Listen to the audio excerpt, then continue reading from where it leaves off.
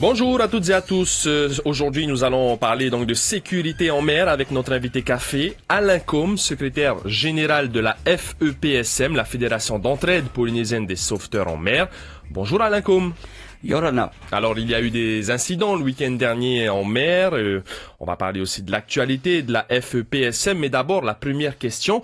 Comment est-ce que cette Fédération d'entraide polynésienne des sauveteurs en mer est-elle organisée? Quel est le quadrillage sur l'ensemble de la Polynésie? Alors, la FEPSM est organisée de façon pragmatique en stations de sauvetage réparties sur les points géographiques dans les îles. Donc, nous avons ici sur Tahiti, nous avons 3 stations de sauvetage. Sur les îles du Vent, nous en avons 4. Dans les Tuamotu, nous en avons 5. Et sur les Marquises, nous en avons 4. Répartis sur cet ensemble avec 350 adhérents, donc 157 opérationnels. Donc quand vous dites 350 adhérents, 155 opérationnels, ça veut dire qu'il y a 155 sauveteurs potentiels? Alors, quand on parle de opérationnels, ce sont des personnes qui ont des bateaux personnels, des bateaux privés, et qui ont la capacité de navigation pour pouvoir apporter leur secours. Il faut bien que les gens comprennent que la Fédération d'entraide polynésienne des sauveteurs en mer fonctionne sur la base du bénévolat. Est-ce que vous pouvez nous en dire plus?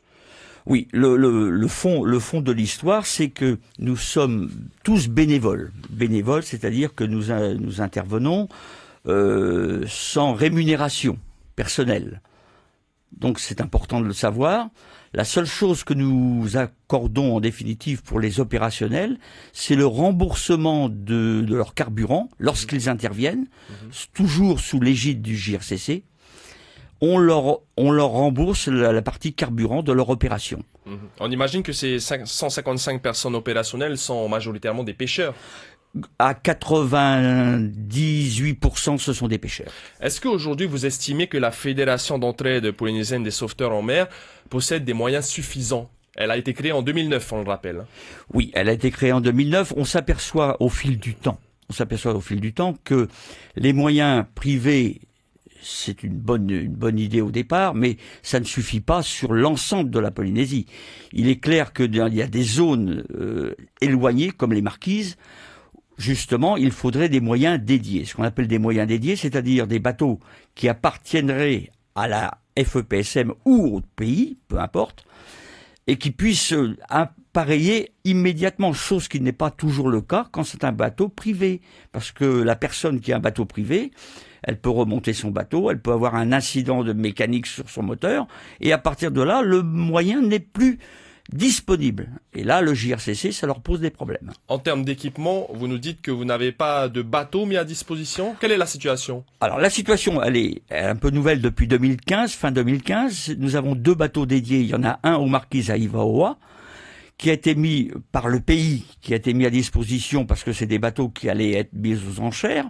On les a récupérés. Alors, il y en a un sur Ivaoa et un récemment, avant-hier, sur Vaitupa, donc pour Tahiti.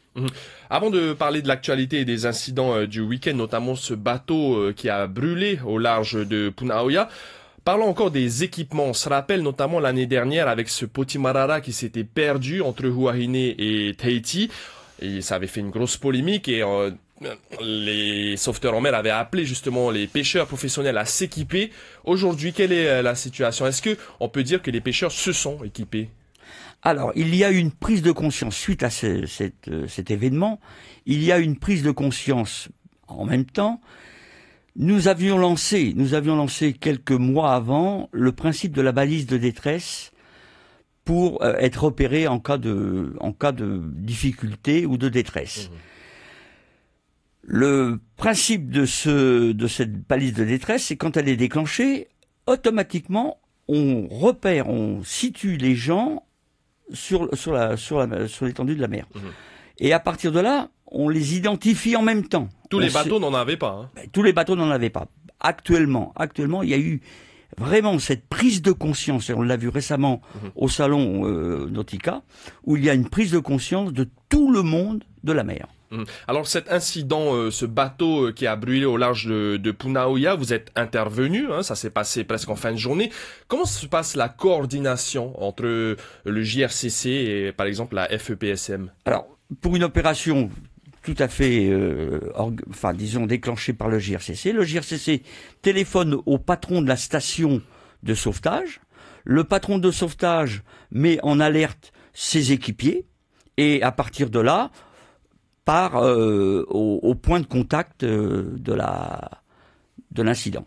Donc la FEPSM ne part pas sans prévenir le JRCC. Il s'est passé quelque chose d'assez inhabituel ce week-end pour le sauvetage de ce bateau en particulier. Oui, alors il est certain que ça a été exceptionnel, le fait que ça se passe à Tahiti. Automatiquement, tout le monde a téléphoné au JRCC. Le JRCC s'est retrouvé devant beaucoup d'appels. Et ça nuit un petit peu au bon fonctionnement du déclenchement. Mais aussitôt le JRCC a téléphoné à la base de Vaitupa, qui s'est mis en alerte. En un quart d'heure, le bateau était prêt. Est-ce que vous collaborez avec d'autres organisations? Par exemple, hier soir, on a vu un reportage avec la brigade nautique des gendarmes. Est-ce que la fédération travaille avec les gendarmes, par exemple? Alors, elle travaille toujours sous l'égide du JRCC. C'est le JRCC, tout ce qui concerne le maritime, c'est le JRCC qui coordonne tous les moyens. Donc on peut travailler éventuellement en coordination avec les gendarmes, avec la douane, enfin n'importe quel service de l'État ou du pays, à partir du moment où c'est coordonné par le JRCC. Vous souhaitez que la Fédération d'entraide polynésienne des sauveteurs en mer renforce sa collaboration avec les communes. Est-ce que vous pouvez nous expliquer pourquoi? Alors, j'explique pourquoi. Parce que pour faire fonctionner sur l'étendue des îles, particulièrement les îles Tuamotu, on ne peut pas concevoir une organisation dans une île sans le concours de la commune. À partir du moment où il y arrive un incident, une détresse, la population se tourne vers automatiquement le Tavana. C'est le Tavana qui est la référence. Et après vient la structure. Alors, c'est là qu'on peut rentrer, nous, en partenariat avec les communes pour organiser bénévolement, toujours pareil, bénévolement, le sauvetage en mer de la commune. Mais les communes peuvent aussi attribuer une subvention. C'est le cas, par exemple, de Makemo. Oui, Makemo a répondu favorablement à notre demande pour, justement, entrer avec la station de sauvetage de Makemo pour faire des formations des adhérents de Makemo. Alain Côme, secrétaire général de la Fédération d'entraide polynésienne des sauveteurs en mer, une dernière question. Est-ce que vous avez un message à faire passer aux individus, aux habitants de toute la Polynésie par rapport, on va dire, aux règles à suivre pour la sécurité en mer? Les règles sont édictées par le bon sens aussi, parce qu'il faut quand même parler de bon sens. On va en mer, il faut avoir du bon sens. Et puis appliquer les règles, je dis bien les règles, qui sont édictées par la DEPAM. C'est pas pour rien. Ils font des règles, il faut les appliquer. Mais c'est surtout une question de bon sens. Prévenir les gens quand on va en mer. Alors, et puis prévenir, on revient sur les messages. Prévenir lorsque vous partez en mer, vous prévenez les personnes de votre famille. Alors, c'est très important de dire où on va, parce que si jamais il vous arrive un incident, le JRCC aura besoin de tous ces éléments-là pour vous retrouver. Il faudrait être équipé d'une balise de détresse, c'est obligatoire. Hein. Pour le moment, elle n'est pas obligatoire. Nous demandons au pays, justement, par le biais de cette émission, que cette balise devienne vraiment obligatoire. Parce que ça pose un autre problème, c'est le problème des fusées de détresse, qui pose un autre problème, celui de l'environnement. Actuellement, les fusées qui sont périmées au bout de 3 ans, on ne sait plus quoi en faire. Alors qu'il y aurait un moyen simple et efficace, c'est de remplacer ces fusées de détresse qui sont pour nous obsolètes et les remplacer par des balises de détresse.